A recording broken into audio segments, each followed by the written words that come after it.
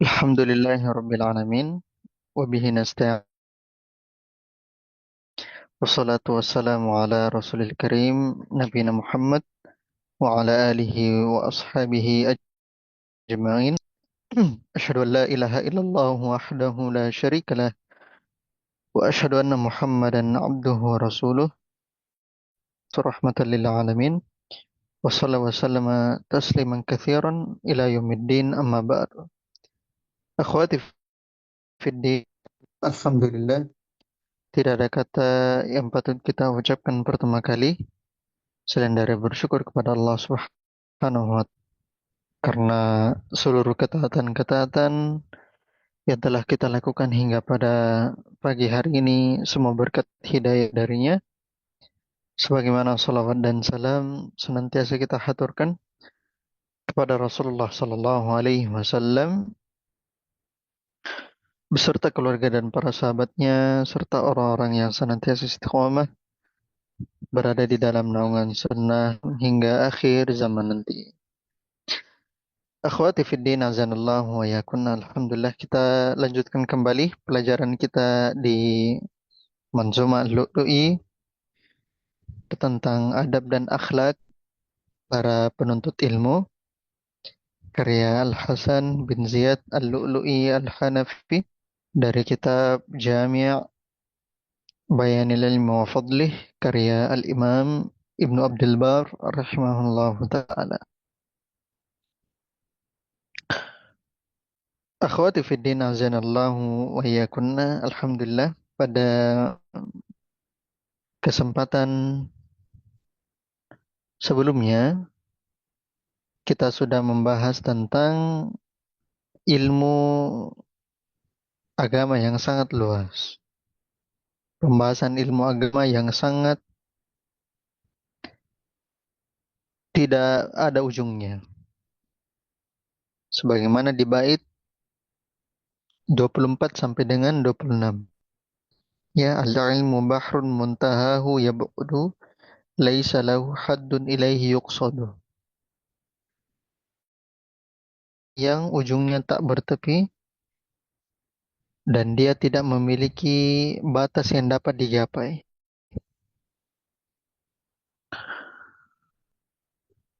Oleh karenanya, pada pertemuan hari ini kita akan membahas terkait dengan hal tersebut, yaitu di bait ke-27 dan bait ke-37 dan bait ke-30. Pada pembahasan kita pada pagi hari ini, kita akan membahas bait 27 dan bait ke-30. Kalau misalnya suaranya putus-putus, bisa dibilang di chat ya. Kata Nazim rahimahullahu ta'ala ke-27, Fakun lima sami'tahu mustafhiman in anta la tafhamu min al-qawlu qawlani faqawlun ta'qiluhu kharu tasma'uhu fatajahaluhu wa kullu qawlin falahu jawabun hul batil was sawabu wal kalamu awwalun wa akhiru fafham huma wa dhihnu minkum.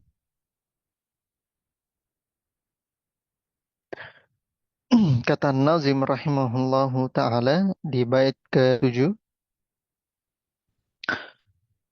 Fakun lima sami'tahu mustafhiman in anta la tafhamu minhu. Maka jadilah engkau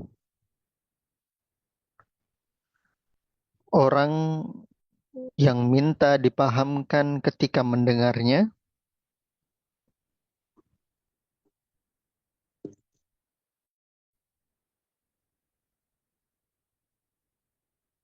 jika engkau tidak memahami perkataan darinya.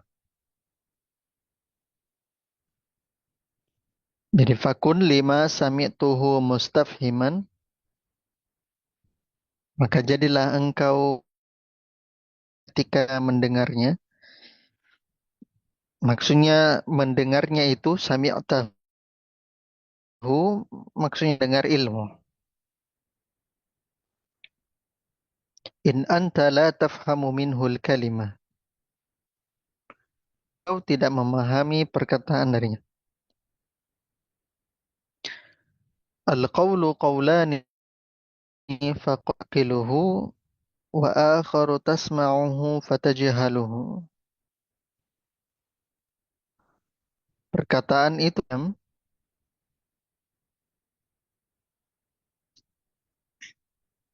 yaitu perkataan yang engkau pahami.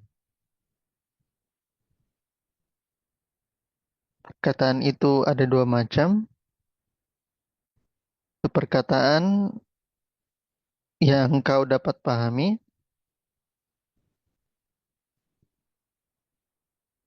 Yang kedua, perkataan yang engkau dengar namun tidak memahaminya. Qawlani faqawlun ta'qiluhu wa akharu tasma'uhu fatajahaluhu. Itu ada dua macam qaulani. Yang pertama faqaulun ta'qiluhu. Yang pertama adalah perkataan yang engkau tasma'uhu fatajahaluhu. Dan jenis perkataan yang engkau dengar namun tidak dapat memahaminya.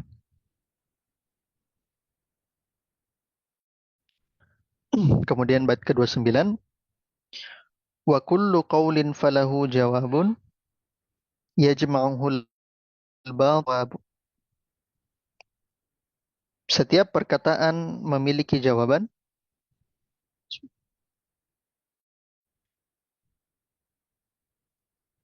yang dimana benar dan salah dapat terkumpul padanya.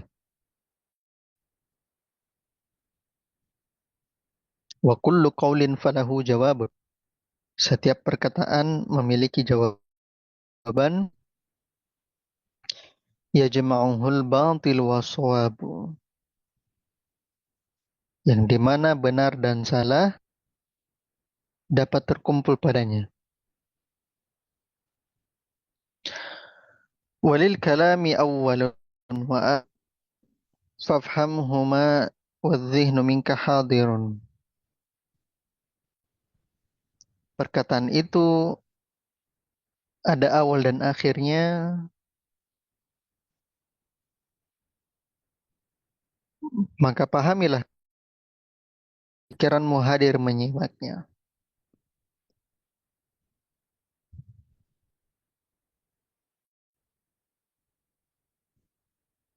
Kita ulang dari bait ke-27 ya. Fakun lima sami'tahu mustafhiman in afhamu minhul kalimah. Maka jadilah engkau orang yang minta dipahamkan ketika mendengarnya, jika engkau tidak perkataan darinya. Al-qawlu qawlani faqawlun ta'qiluhu wa akharu tasma'uhu fatajahaluhu. Perkataan itu ada dua macam. Yang perkataan yang engkau dapat pahami, dan perkataan yang kedua adalah yang engkau dengar namun tidak memahaminya. Wa kullu qawlin falahu jawabun yajma'uhu al-batil was-sawabu. Setiap perkataan yang dimana benar dan salah dapat terkumpul padanya. Walil kalami awwalun wa akhiru fafham dhihnu minka hadirun. Perkataan itu ada awal dan akhirnya, maka keduanya saat pikiranmu hadir menyimaknya.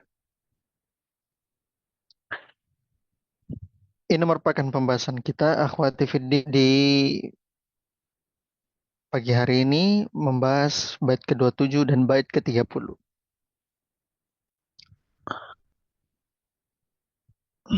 Pembahasan yang pertama kita berkaitan dengan bait ini adalah bagian dari adab ilmu adalah meminta untuk dipahamkan.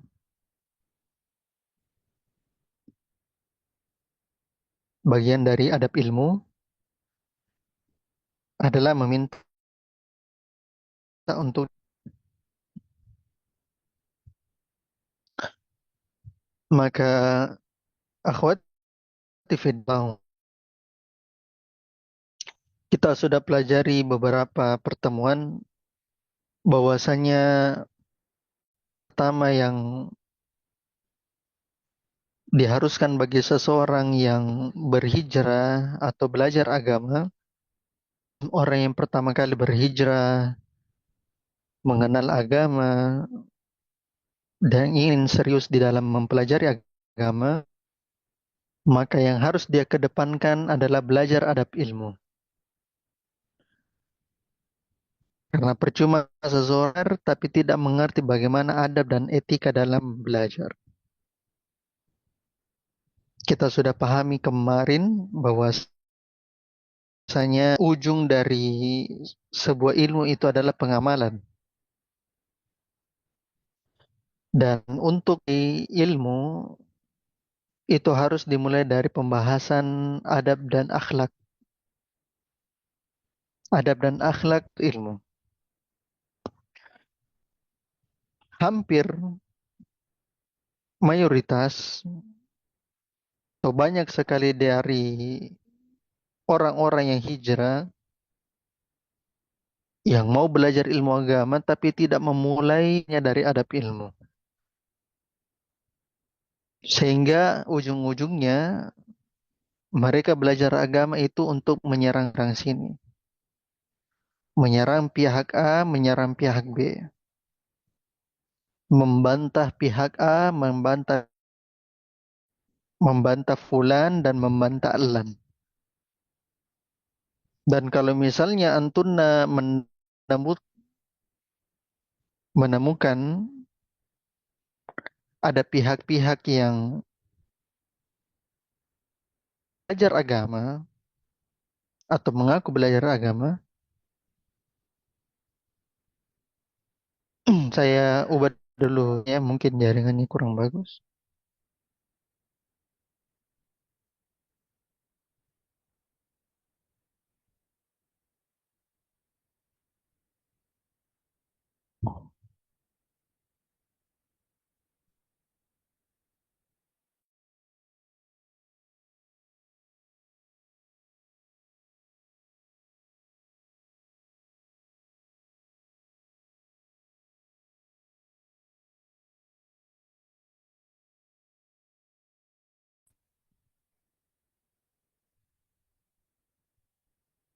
Bagaimana sekarang suaranya? Ya sih,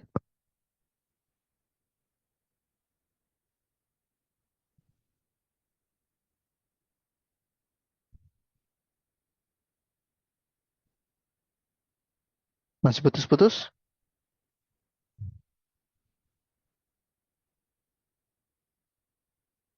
Oh iya, sudah jelas ya. Baik, saya ulang kembali bahwasanya ketika kita mendapatkan ada teman-teman kita, ada muslimah yang ketika mereka mulai belajar agama tapi langsung serang pihak-pihak tertentu, langsung menyerang pihak-pihak yang lain, langsung membantah A dan membantah B, maka ketahuilah mereka salah jalan di dalam belajar. Ingat sekali lagi, awal dari kita belajar adalah belajar etika di dalam belajar. Karena pembahasan etika di dalam ilmu agama itu sangat luas sekali. Pembahasan etika di dalam belajar itu, saya pernah singgung sedikit, itu etika terhadap Allah, etika terhadap diri sendiri, ya, etika atau adab kepada guru, etika adab kepada murid kalau dia sebagai pengajar, etika dan adab dengan kitab-kitabnya, etika dan adab di dalam belajar pada saat proses pembelajaran, etika dan adab terhadap pondoknya kalau dia tinggal di pondok atau dia tinggal di maskan, etika terhadap interaksi dan pergaulannya terhadap teman-temannya. Itu luas sekali pembahasan adab. Maka ketika dia menyibukkan dengan pembahasan serang sana serang sini, pihak A dia serang, pihak B dia serang, pihak C dia serang, maka ketahuilah akhwati fiddin, meskipun dia bergelar salaf, dia mengaku berada di manhaj salaf, tapi kalau proses belajarnya tidak seperti begini, maka ketahuilah cara belajarnya salah dan dia bukan mengikuti manhaj salaf. Ini hal yang harus kita tekankan baik-baik. Percuma dia mengatakan saya bermanhaj salaf, saya mengikuti jalan para salaf. Tapi kerjanya di media sosial A, B, C, D, fulan, allan, fulanah, allana dia bahas. Itu tidak akan berguna. Itu tidak akan membentuk lingkungan yang ilmiah untuk. Itu tidak akan membentuk pikiran ilmiah untuknya. Maka ini hal yang menjadi tanbih, menjadi peringatan untuk saya dan untuk antun-antuna semua yang ingin belajar agama. Sering sekali saya dapatkan orang yang menyibukkan diri dengan hal tersebut, akhirnya dia futur dari ilmu. Akhirnya mengaku bermanhaj salaf, tapi tidak ada bedanya dengan orang awam. Mengaku bermanhaj salaf, tapi interaksinya dengan lawan jenis itu tidak ada bedanya dengan orang awam. Mengaku bermanhaj salaf, tapi bermudah-mudahan dengan lawan jenis itu tidak ada bedanya dengan orang awam. Karena ilmu dan adab ilmu yang belum diperbaiki di awal belajar. Adab ilmu yang harus diperbaiki. Itu hal yang paling kita wanti-wanti terhadap seorang pembelajar dan penuntut ilmu. Termasuk saya sendiri. Semoga Allah Subhanahu wa taala jaga kita semua. Maka pembahasan kita di sini adalah adab tentang ilmu yang dimana adab meminta dipahamkan. Bahwasanya akhwati fiddin, kita sudah mengenal kemarin bahwasanya bodoh itu hal yang wajar. Tidak mengetahui sesuatu itu hal yang wajar. Maka ketika kita tidak mengetahui sesuatu, maka kita minta untuk dipahamkan. Ketika kita belajar dan kita tidak mengerti, maka kita minta dipahamkan. Entah kepada guru atau entah kepada teman. Maka pembahasan ini adalah pembahasan di dalam dunia ilmu yang berkaitan dengan adab meminta atau adab bertanya.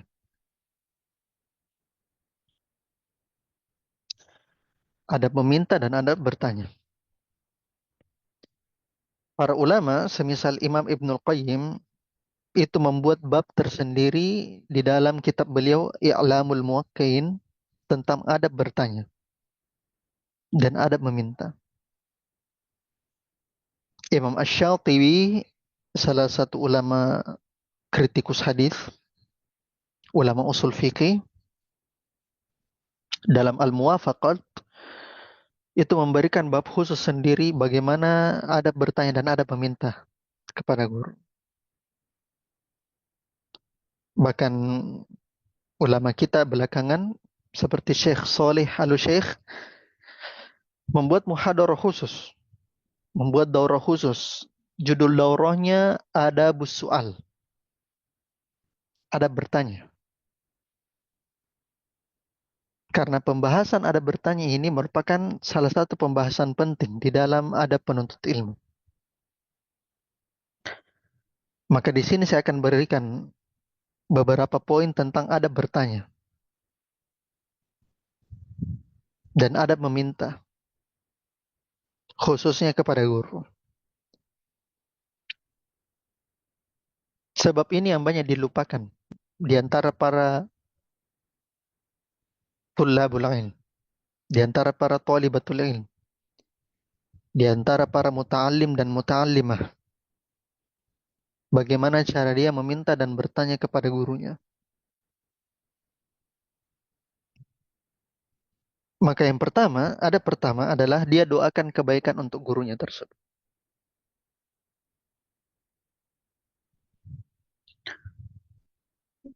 langkah paling pertama untuk dia bertanya dan meminta, misalnya untuk minta dipahamkan atau ada hal sesuatu yang iskal berkaitan dengan pelajaran, maka langkah pertama untuk dia meminta kepada hal tersebut, maka dia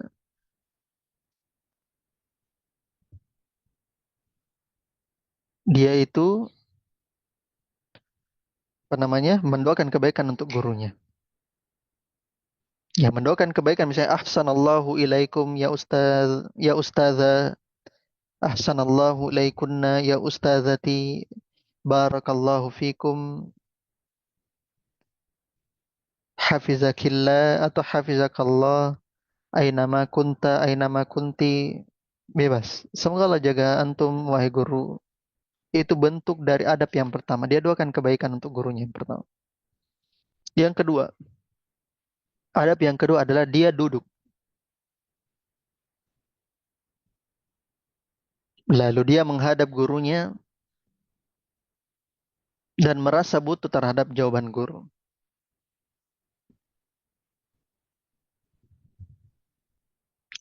Jangan sampai dia yang meminta sesuatu, tapi dia berada pada kondisi berdiri.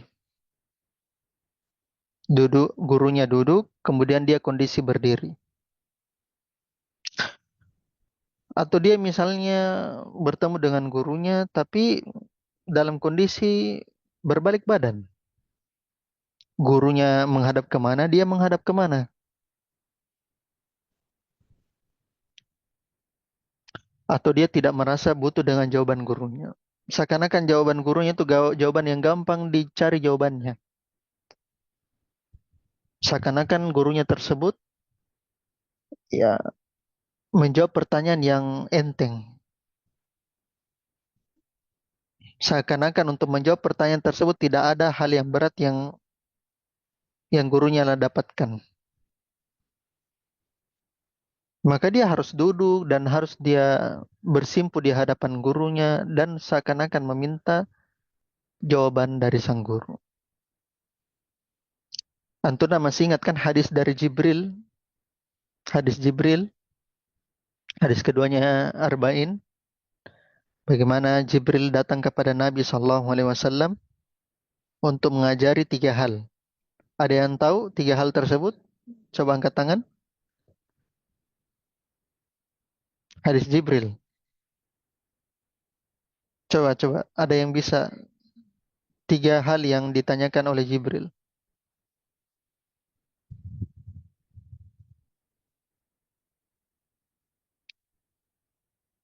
Islam, iman, dan ihsan. Ahsan.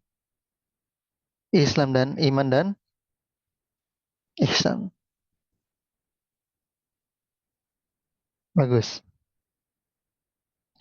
Maka sebelum Jibril alaihissalam bertanya kepada hal tersebut kepada Nabi SAW, maka perhatikan kata Umar bin Khattab. Kan Umar bin Khattab yang meriwayatkan hadis Jibril tersebut. Kata Umar bin Khattab, فَأَسْنَدَ رُكْبَتَيْهِ إِلَى رُكْبَتَيْهِ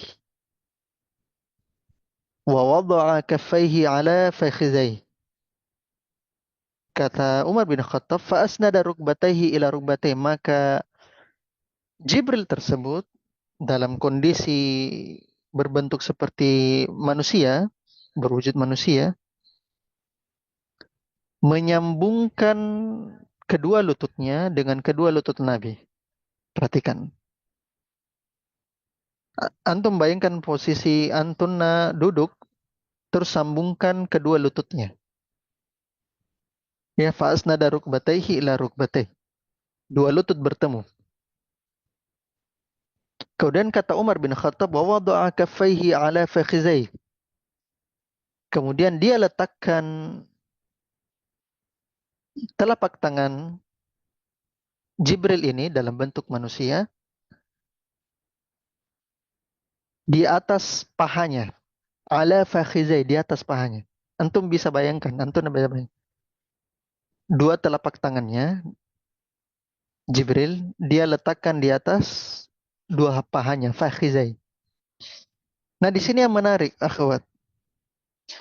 Pertanyaannya di sini, di atas pahanya siapa? Para ulama berselisih pendapat.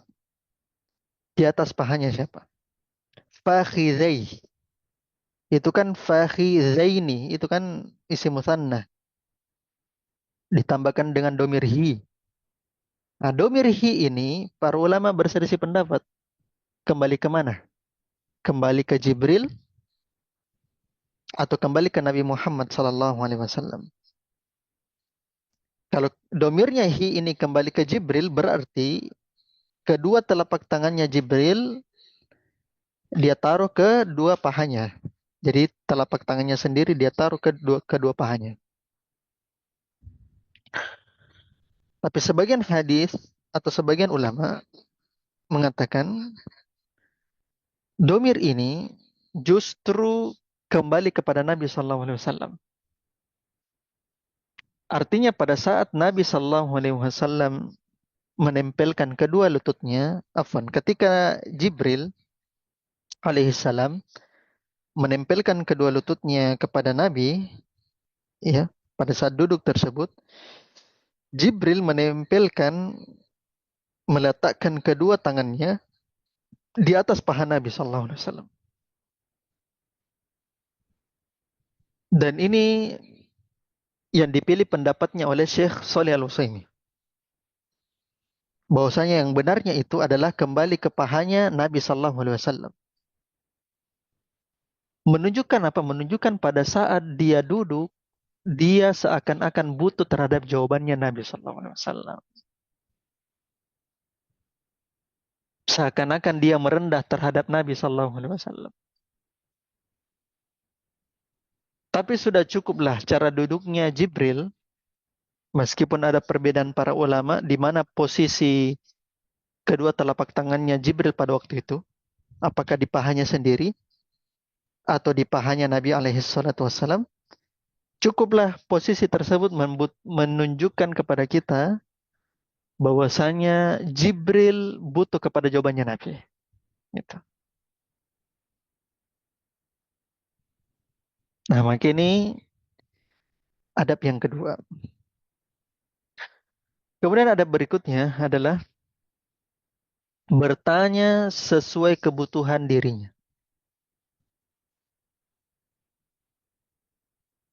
Jadi dia bertanya seakan-akan memang dia butuh terhadap jawaban tersebut. Ada kebutuhan dan ada maslahat yang dia butuhkan dari jawaban tersebut. Jadi dia tidak bertanya, akhwat, bukan karena dia tidak membutuhkan jawaban tersebut. Artinya tidak ada faidah yang dia dapatkan dari jawaban tersebut. Apa faedahnya yang dia dapatkan? Tidak ada gunanya. Contoh misalnya, saya kasihkan contoh. Ada bertanya misalnya, siapa nama istri dari iblis? Nah gitu. Ya iblis kan ada keturunannya. Artinya dia memiliki pasangan. Sehingga dia memiliki keturunan. Nah pasangannya tersebut kira-kira siapa namanya? Ini pertanyaan yang tidak ada gunanya. Tidak ada gunanya. Atau misalnya ada biasa yang bertanya, Ustadz katanya di surga itu selama-lamanya. Tapi selama-lamanya ini selama kapan?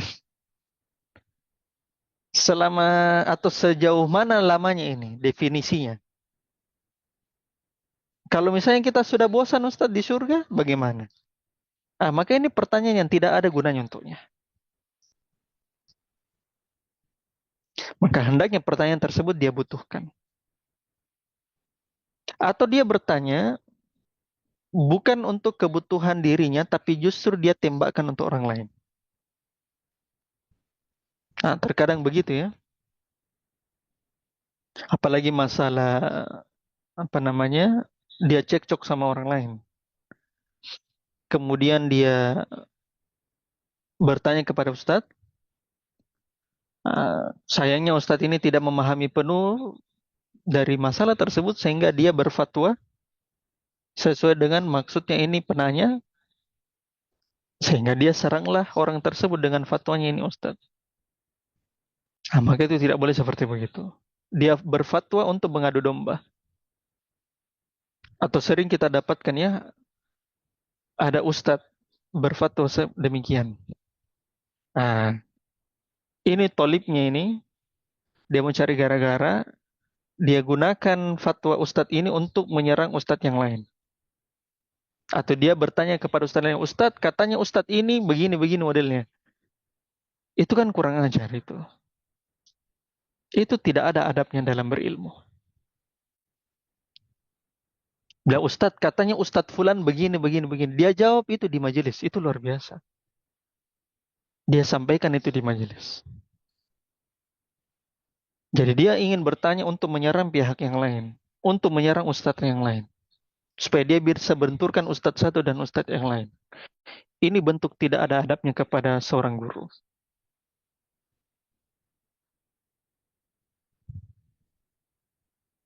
Kemudian yang keberapa sekarang?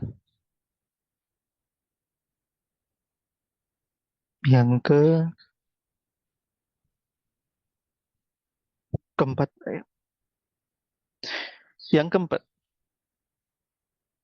tidak malu ketika bertanya.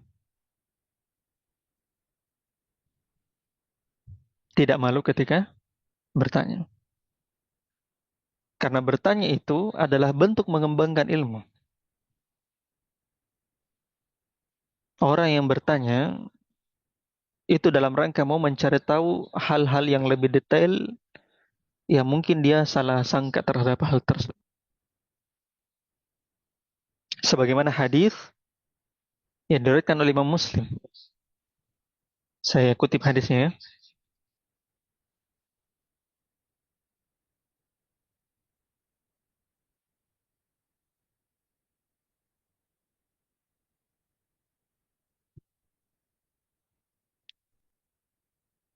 Dari Aisyah radhiyallahu taala anha, Nabi sallallahu alaihi wasallam pernah memberikan jawaban kepada wanita-wanita Ansar. Dan ini jawabannya terkait masalah wanita, perempuan.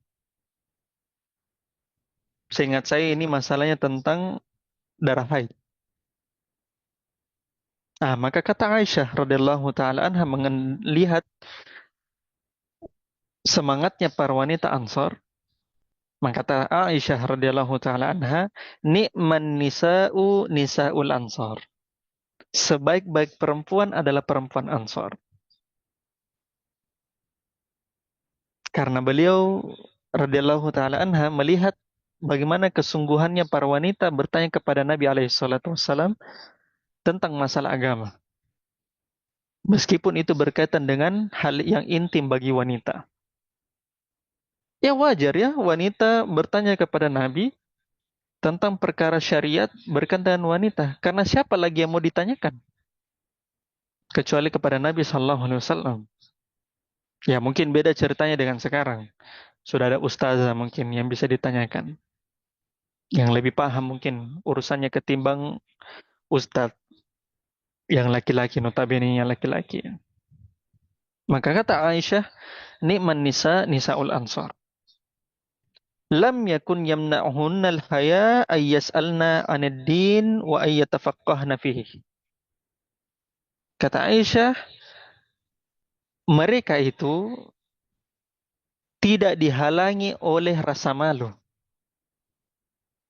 untuk bertanya di dalam masalah agama dan mendalaminya.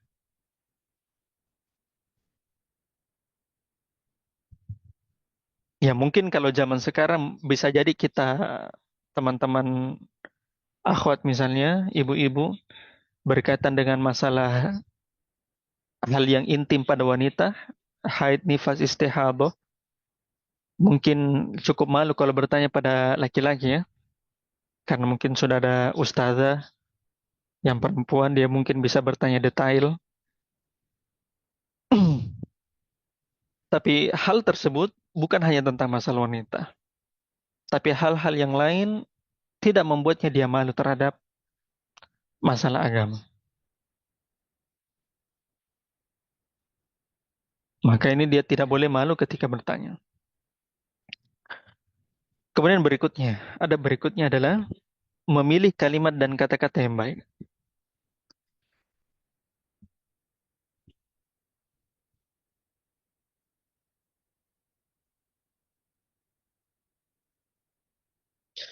Maka dia pilih kalimat dengan rinci, dengan lugas, dengan jelas. Kalau ada pertanyaan yang berupa kasus-kasus yang butuh dirinci, misalnya kasus rumah tangga. Nah, kasus rumah tangga ini, akhwat, itu butuh rincian. Kasus tentang jual beli itu butuh rincian. Maka ketika dia memiliki permasalahan yang butuh dirinci, maka dia rinci. Maka dia rincikan pertanyaan tersebut. Ini berkaitan dengan kasuistik. Tapi ketika pertanyaan tersebut umum, maka tidak perlu dia rinci. Yang kita maksud dirinci itu ketika ada kasus-kasus tertentu.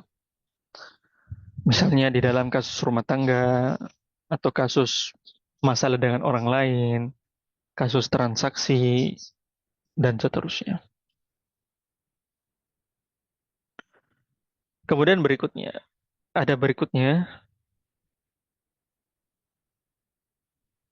yang keberapa sekarang?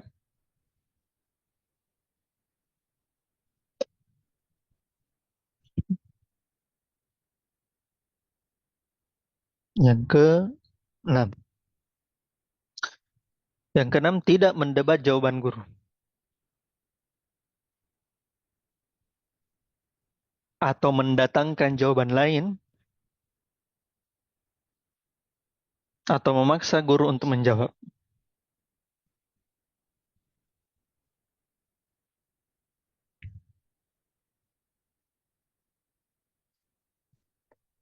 Nah, ini bentuk adab yang lain. Ketika guru sudah memberikan jawaban, maka janganlah dia debat jawabannya tersebut. Karena kalau dia mendebat jawabannya, sama saja berarti dia itu menentang jawabannya si guru. Kalau memang dia tidak suka jawaban dengan guru tersebut, maka dia cari jawaban yang lain. Tidak perlu dia debat jawaban guru, atau dia cari jawaban kantornya. Itu dia katakan, Ustadz, saya dapatkan dari Ustadz begini, kalau begini jawabannya. Itu kan luar biasa. Itu kurang adab itu. Atau misalnya, gurunya belum sempat menjawab, karena ada urusan, karena ada keperluan. Maka jangan dia pemaksa guru untuk menjawab. Ustadz, kalau perlu tolong dijawab sekarang karena ini penting sekali. Itu kurang adab. Saya masih ingat ya, waktu masih ngajar Durusul Lugha itu. Kebetulan ada peserta, akhwat juga, kebetulan punya tugas. Tugas PR bahasa Arabnya di sekolah. Saya lupa dia punya tugas satu temannya. Nah, saya kasihkan cara untuk menjawab. Jawabannya ini yang harus kamu kerjakan itu seperti begini. Metodenya itu cara mengerjakan seperti begini. Kalau saya tidak salah, saya kasihkan satu jawaban di situ. Tapi lucunya ya, semoga Allah maafkan ya. Ya, murid ini minta, Ustadz bisa dikerjakan semua, Ustadz. Bilang, kenapa tidak dikerjakan semua sekalian, Ustadz? Lah, wala wala quwata illa billah. Dia kira gurunya pengangguran. Dia kira gurunya tidak ada kerjanya.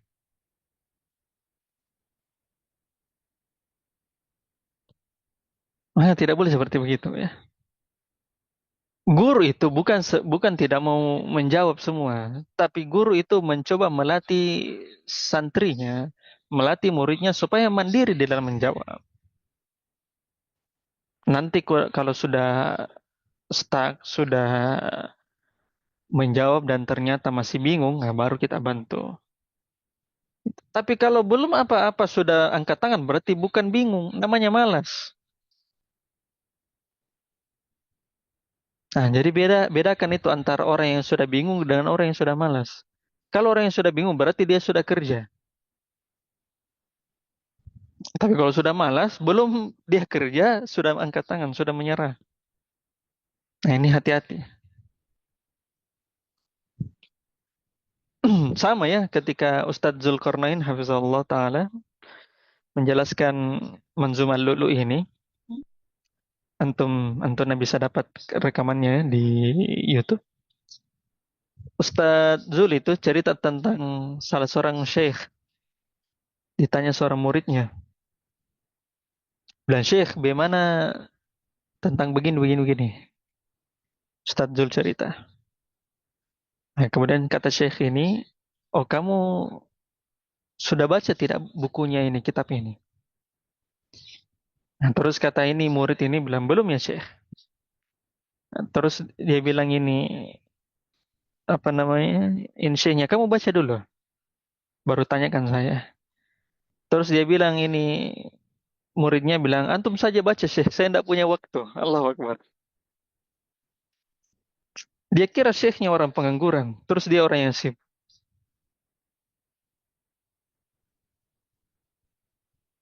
Makanya tidak boleh seperti ini, itu kurang adab di dalam bertanya.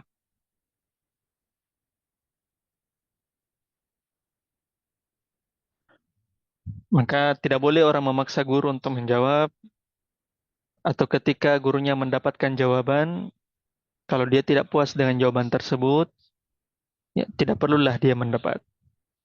Atau dia datangkan counter dari jawaban dari ustadz yang lain atau guru yang lain. Kita sisa tabayunkan, betul tidak ustadz seperti begini. Kalau memang dia bersikuku untuk jawaban hal tersebut, maka dia sudah selesai. Tidak usah didebat. Kemudian berikutnya, ada berikutnya, yaitu bersyukur dan berterima kasih.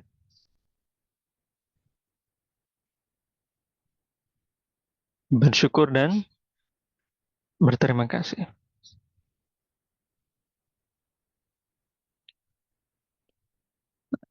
Kalau misalnya dia senang dengan perlakuan gurunya, maka dia berterima kasih dan dia bersyukur terhadap hal tersebut.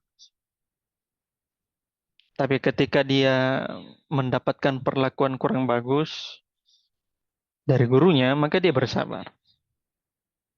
Dia bersabar. Ada kisah yang indah berkaitan hal tersebut. Imam Malik, ada seseorang yang namanya Hisham bin Ammar. Ya, ini dikutip dalam Syiar Alam An-Nubala karya Imam Az-Zahabi. Nah, Hisham bin Ammar ini masih kecil. Ayahnya itu pernah jual rumah untuk beliau, untuk anaknya ini, si Hisham ini. Dia jual rumah harganya 20 dinar supaya si Hisham ini bisa berangkat haji. Nah, kenapa bisa dia ingin berangkatkan haji anaknya? Supaya dia bisa ketemu dengan Imam Malik. Supaya dia bisa bertemu dengan Imam Malik. Sehingga dia belajar dari Imam Malik.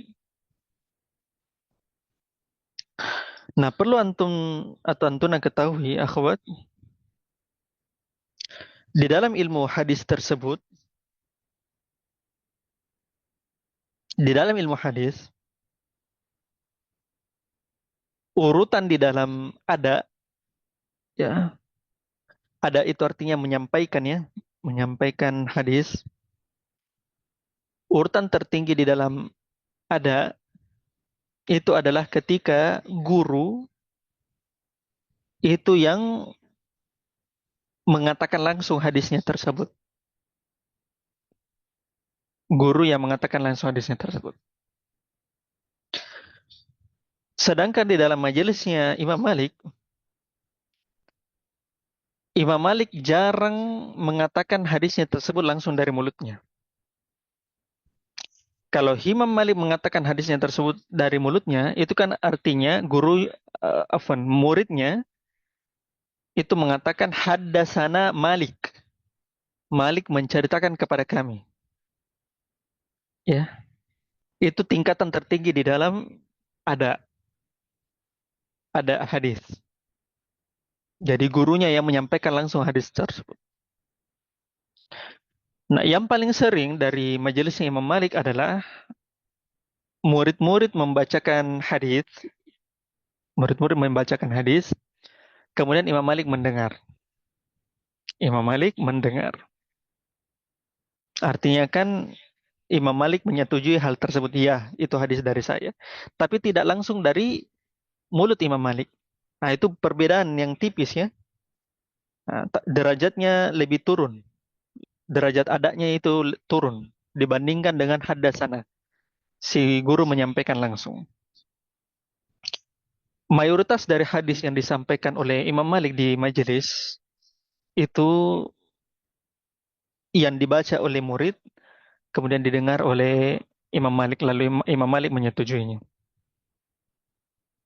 Suatu hari, Hisham bin Ammar ini datang di majelis Imam Malik. Ya. Kata Hisham bin Ammar, saya kutipkan ya. Ini panjang, tapi saya kasih singkatnya saja.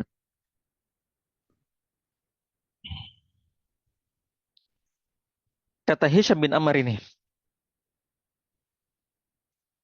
kata Hisham bin Ammar sama Imam Malik, hadis nih, wahai Imam Malik, berikan hadis kepada saya. Nah, terus kata Imam Malik, Iqra, baca. Kamu baca.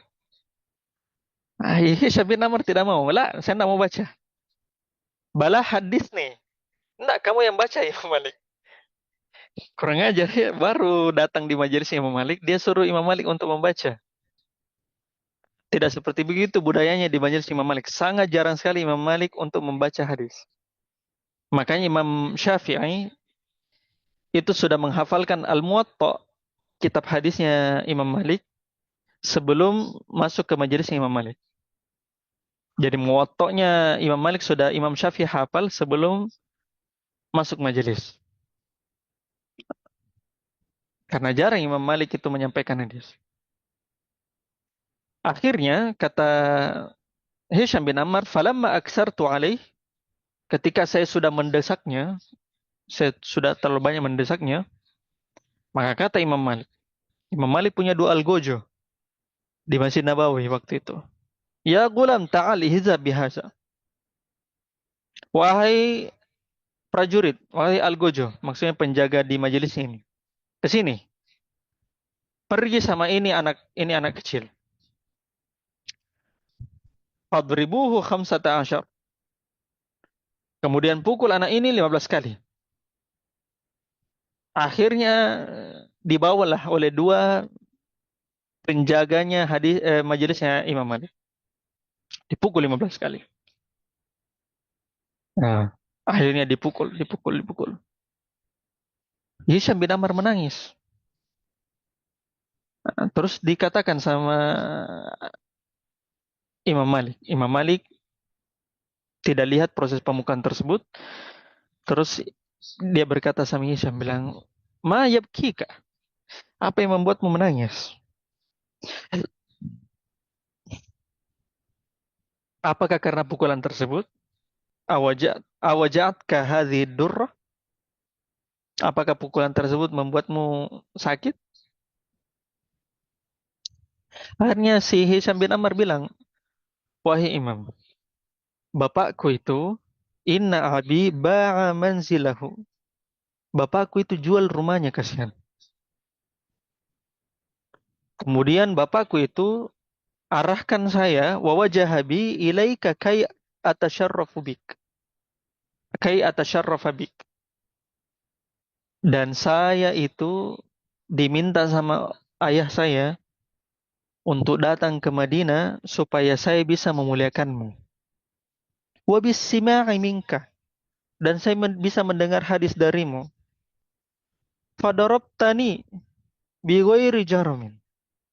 Tapi kamu Imam Malik, kamu pukul saya tanpa adanya kesalahan. Wala aj'aluka fi hallin atau fi hillin. Dan saya Imam Malik tidak akan menghalalkan pemukulan ini untuk kamu. Masya Allah. Dia tantang Imam Malik. Saya tidak akan halalkan pukulan ini untuk kamu. 15 pukulan ini tidak akan saya halalkan sampai hari kiamat. Artinya 15 pukulan ini bisa jadi yang memberatkan nanti apa namanya? Proses hisabnya Imam Malik di hari kiamat, pada mahsyar. Maka dia melawan Imam Malik, imam yang menggabungkan ilmu dan amal.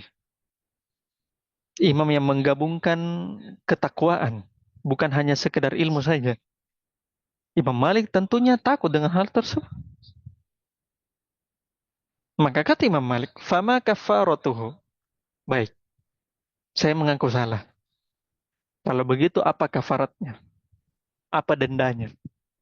Saya sudah memukul kamu atau saya sudah menyuruh Al-Gojo itu memukul kamu 15 kali pukulan. Terus apa dendanya untuk saya? Apa kafaratnya?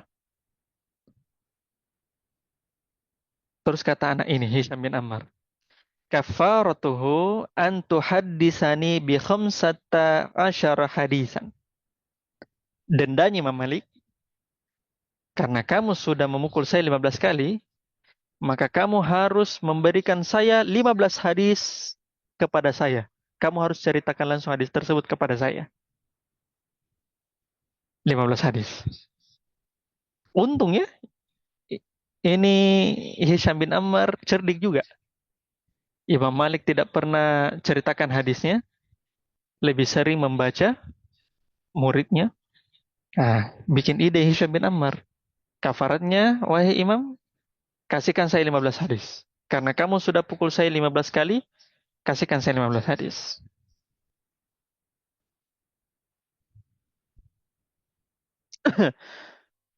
Akhirnya, kata Hisham bin Ammar, fahaddasani bi khamsata asyara hadisan. Akhirnya Imam Malik memberikan kepada saya 15 hadis. Dia ceritakan kepada saya bahkan haddasana fulan, haddasana fulan, haddasana fulan, haddasana fulan. Qala Nabi sallallahu alaihi wasallam. Selesai 15 hadis tersebut, maka kata Hisham bin Ammar, faqultu lahu. Terus saya katakan kepada kepada Imam Malik, zid minad darbi wazid fil hadis. Wahai Imam Malik, tolong tambahi pukulan saya, pukulan antum lagi ke saya, supaya saya lagi tambah hadisnya tersebut. Fadhahika Malikun. Maka Imam Malik tertawa. Terus Imam Malik mengatakan, idhab, kamu pulang sajalah. Gitu. Luar biasa ya. Zid minal dor. Tambahkan pukulan saya tersebut, Imam Malik. Tambah lagi pukulan, nggak apa-apa. Supaya saya bisa tambah lagi hadisnya. Akhirnya Imam Malik tertawa. Kemudian Imam Malik suruh, kamu pergi saja. Allahu Akbar. Luar biasa ya. Makanya ini bentuk bagaimana seseorang itu bersabar terhadap gurunya. Terhadap gurunya. Maka ini beberapa hal tentang adab bertanya. Ya, adab bertanya. Kita masuk ke pembahasan kedua. Kita percepat saja, karena sudah mau setengah 10. Pembahasan yang kedua, akhwati fiddin. Setiap jawaban memiliki kemungkinan benar dan salah.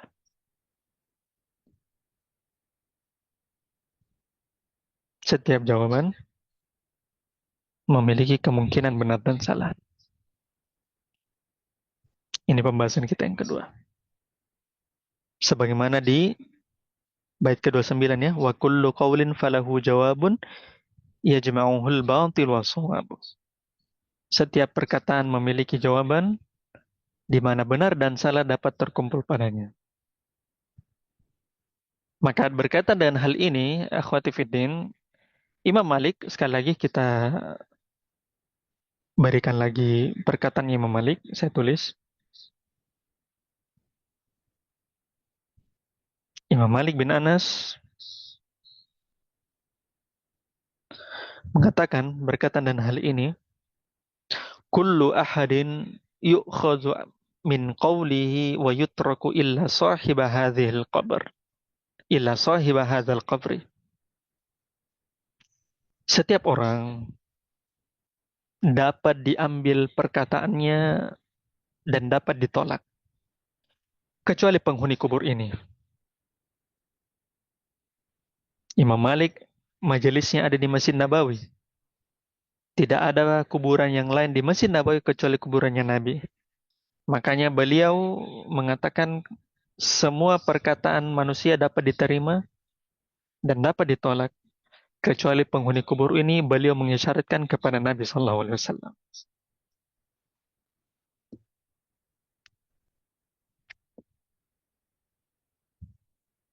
Maka ana, bukan hanya ustadz kita, para ulama bisa salah dalam masalah menjawab pertanyaan. Dan ini ranah fikih ya, ranah fikih dan ijtihad. Bukan dalam masalah darurat dalam agama ya. Contoh, zina tidak wajib. Wah, itu salah. Itu salah pasti. Itu pasti salah. Tidak mungkin benar itu. Menikah mut'ah, nikah kontrak itu diperbolehkan, itu pasti salah. Karena ini maklum minad din mid darurah. Ini hal darurat dalam agama yang tidak mungkin orang tidak tahu. Atau ada yang mengatakan sholat 5 waktu itu tidak wajib. Ini salah. Ini jelas salah. Yang benar itu, yang ada kemungkinan benar dan salah dalam masalah ijtihad. Dalam masalah ijtihad. Dalam masalah fikih. Makanya yang dimaksud dengan kemungkinan benar dan salah. Kemudian pembahasan terakhir, yaitu memahami kalimat dengan utuh agar tidak salah paham.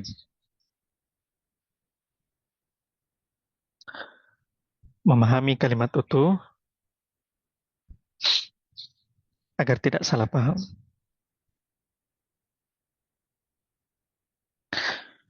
Sesuai di bait 30 ya. Walil kalami awwalun wa akhiru fafhamhuma wa dhihnu minka hadir. Dan perkataan itu ada awal dan akhirnya. Maksudnya jangan dipotong-potong. Fafhamhuma, pahamilah keduanya. Pahami di awal dan pahami di akhir. Di akhirnya, wa dhihnu minka hadir. Saat pikiranmu hadir. Maka untuk memahami kalimat utuh, kata penulis di sini ada 2 cara. Yang pertama pasang pendengaran, ya. Yang kedua pikiran hadir. Pasang pendengaran dan pikirannya hadir. Ini agar kita memahami kalimat dan utuh. Makanya Ana sendiri untuk masalah agama, Ana sendiri tidak rekomendasikan video-video pendek untuk masalah agama. Apalagi yang ada hubungannya dengan ijtihad. Ana sendiri tidak sarankan untuk belajar agama melalui video pendek. Karena pembahasan yang lengkap harus dibahas di dalam agama. Supaya kalam itu jelas maknanya. Maka video pendek itu hanya berkaitan dan fakta-fakta unik di dalam agama mungkin. Itu mungkin masih bisa dicakup oleh video pendek. Tapi hal-hal yang membutuhkan penjelasan lebih detail itu kurang tepat jika dilakukan dengan video pendek. Maka ini hal-hal yang harus kita pahami bersama agar kita menjadi orang yang penuntut ilmu yang terbaik, yang mengamalkan ilmunya karena adanya adab di dalam menuntut ilmu. Allahu ta'ala alam bisawab. Baik, saya kira itu saja. Siapa tahu ada yang mau bertanya, kami persilakan.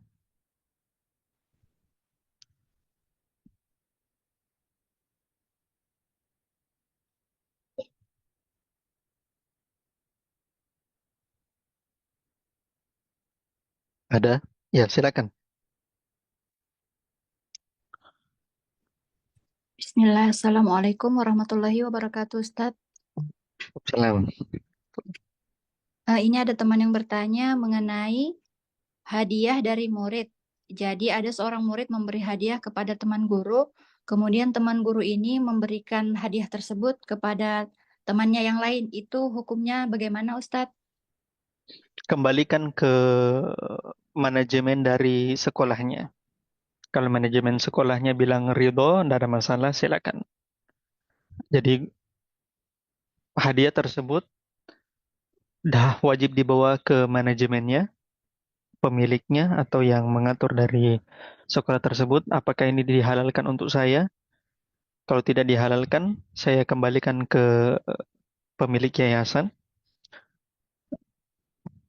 Kemudian kalau tidak dihalalkan untuk saya kembalikan ke yayasan. Tapi kalau dihalalkan untuk saya, lama. Jadi asalnya itu penerimanya itu dari hadiah orang pertama, dia harus tanyakan tersebut ke pemilik yayasan. Jadi harusnya orang yang pertama.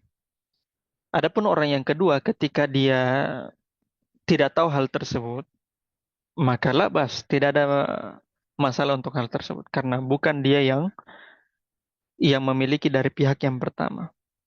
Kecuali ketika dia menjadi pemilik pertama yang dikasih hadiah dari murid, kemudian dia menjadi pemilik pertama, maka wajib dia tanyakan hal tersebut kepada pemilik yayasan. Adapun ketika dia dipindahkan dari guru ke guru lain, maka ini dari guru lain tersebut tidak ada kewajibannya untuk bertanya. Tidak ada kewajibannya hal tersebut untuk bertanya tentang hal tersebut. Justru yang wajib itu adalah yang mendapatkan hadiah tersebut pertama kali. Allahu ta'ala alam bisawab.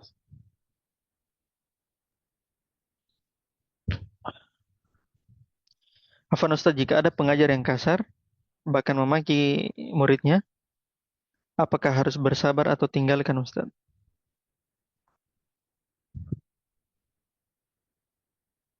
Baik, ini kita sebagai apa? Maksudnya kita sebagai muridnya, begitu?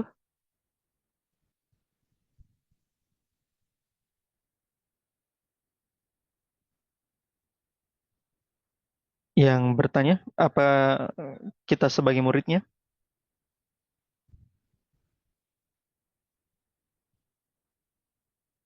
Ya, sebagai muridnya ya.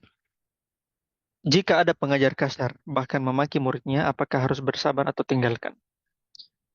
Yang pertama, kita harus pastikan ini gurunya ya ini memang manhajnya benar atau tidak. Kalau manhajnya benar, dari segi akidah, bahkan dari segi sudut mengambil ilmu benar, harusnya tidak seperti begitu. Seandainya pun seperti begitu, dan dia tergelincir dalam hal tersebut, maka kita bersabar. Berbeda halnya ketika gurunya tersebut manhajnya memang sudah keliru dari awal, ya, cara mengambil ilmunya sudah keliru, sehingga memunculkan karakter dan adab seperti begitu, maka hendaknya kita tinggalkan. Hendaknya kita tinggalkan. Kecuali kalau dia memang betul-betul berada di manhaj ahlus sunnah. Kemudian dia melakukan kesalahan hal tersebut, ya wajar manusia mengalami kesalahan. Tidak ada namanya manusia yang tidak mengalami kesalahan. Ya guru itu jangan katakan guru itu maksum dari kesalahan, itu tidak boleh. Ya kecuali kalau kesalahan tersebut berulang-ulang, apalagi merugikan orang lain, ya apalagi merugikan sampai masalah muamalah. Ya, dan itu bukan satu dua orang, sudah banyak orang yang mengalaminya. Nah, maka ini bukan guru yang patut dicontoh. Ya, guru itu adalah al-iqtida bih. Ya, al-ihtida bih. Guru itu adalah orang yang diberikan contoh, diberikan teladan padanya. Kaki-kakinya menjejak itu disitulah dilihat guru-gurunya padanya, murid-muridnya padanya. Maka ketika gurunya menginjak padang rumput, ya maka muridnya juga akan menginjak padang rumput. Tapi sebaliknya ketika gurunya menginjak kotoran, ya dan sengaja menginjak kotoran tersebut secara sengaja dan berulang-ulang, maka itu bukan lagi sebuah ketergelinciran. Itu memang sudah tabiatnya seperti begitu. Maka itu gurunya tersebut kita tinggalkan. Adapun ketika gurunya melakukan sekali kesalahan, dua kali kesalahan, maka maafkanlah guru kita. Guru kita tidak ada yang benar-benar sempurna. Guru kita manusia. Ya, guru kita manusia. Saya kira itu saja, akhwati fiddin, azanillah. Masih ada lagi? Oh, afwan. Pertanyaan yang lain bisa disambungkan ke Ummu Faro ya. Jadi nanti dijawab saya lewat chat. Nanti dijawab lewat chat. Sebelum kita tutup, akhwati fiddin, azanillah wa yakum. Di akhir tahun nanti, tanggal 31 ya, hari Selasa. Saya kira mungkin sudah lihat semua pamfletnya. Insya Allah Ana akan adakan kajian akidah satu kali khatam kitab akidah Talqin Usulil Aqidah Li'amma, karena alhamdulillah Ana sudah dari 2020 ya, 2020 atau 2021 konsisten untuk setiap tahun adakan daurah ya, daurah kitab. Dalam satu tahun itu ada satu atau dua kajian kitab yang Ana adakan, dan setiap kajian kitab tersebut itu berkaitan dengan hal-hal yang seorang muslim harus wajib ketahui. Jadi pembahasan kajian Ana ini berkaitan dengan hal-hal yang seorang muslim harus tahu. Kemarin Ana sudah bahas tentang usul dakwah salaf. Sebelumnya Ana sudah bahas tentang zikir-zikir pagi dan petang. Kemudian insya Allah ini nanti akhir tahun, tanggal 31 jam setengah 9 malam, kita akan bahas tentang akidah dasar bagi kaum muslimin. Ya, talqin usulil akidah lil ammah. Dan ini pembahasan yang sangat bagus, sangat indah dari Syekh Muhammad bin Abdul Wahab, karena kitab ini menjadi kitab yang pertama Ana belajar, ini kitab pertama kali. Jadi sangat indah sekali, dan saya harapkan kepada antum-antuna semua untuk menghadiri kajian tersebut, karena ini diadakan juga sama teman-teman Halaqah Umat Marwali ya, selain dari teman-teman dari Darus Sunnah. Jadi teman-teman yang tidak ada kesibukannya di malam tahun baru, atau tidak ada kesibukannya atau tidak dilarang oleh suaminya untuk sedikit begadang untuk belajar, ya kita akan insya Allah habiskan malam-malam kita sekitar 2 jaman lebih untuk membahas dan mengkhatamkan kitab akidah tersebut. Dan insya Allah ini akan sangat bermanfaat bagi teman-teman yang ingin belajar akidah tapi tidak tahu belajar akidah dari dasar dari mana. Maka kitab ini sangat cocok sekali untuk antum-antum semua. Adapun untuk apa namanya, eh, pendaftarannya silakan hubungi saja Nurhalisma atau Mufaroh, ya bisa diinfokan sama teman-teman untuk dimasukkan ke dalam grup untuk apa namanya, kajiannya tersebut. Saya harapkan kepada antum-antuna untuk mengikutinya. Saya kira itu saja, akhwati fiddin azanallahu wa yakun. Naktafi bihadzal qadar walimdallah. Nasallahu ta'ala yanfa'na mimma lamana innahu waliyyu dzalika wal qadir alaih. Allahumma faqihna fi dinik. Ya Allah, pahamkanlah kami di dalam agamamu. Walimna ma yanfa'una. Ajarkanlah kepada kami apa yang bermanfaat untuk kami. Warzuqnal ikhlasa fil qawli wal amal. Berikanlah rezeki kepada kami berupa keikhlasan dalam berucap, dalam beramal. Warzinna ilman ya arhamar rahimin. Dan tambahkanlah ilmu kami wazat yang maha pengasih. Subhanakallahumma bihamdik. Asyhadu an la ilaha illa anta astaghfiruka wa atubu ilaik. Alhamdulillahirabbil alamin. Assalamualaikum warahmatullahi wabarakatuh.